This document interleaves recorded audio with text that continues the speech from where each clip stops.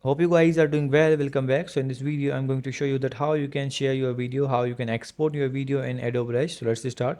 So first of all, what we need to do, we have to click on this plus icon and your media, and we need to select the video. For example, I'm going to select this one.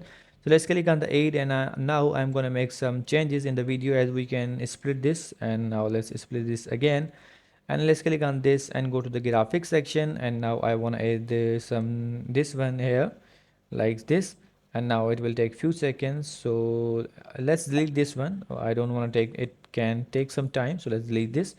And now cut this again. Here we have to click on the share, and after clicking on the share, as you can see here, we have to select the location, and after that we need to select the preset, I mean the size for the video. And then we have to select the resolution of the video, what should be the resolution of the video.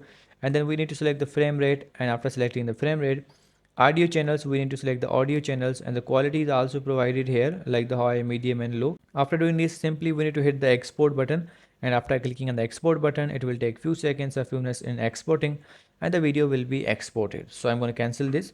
So in this way you can export your video. I hope you guys understand this video, that how you can export the video in Adobe Rush. So see you guys in the next video.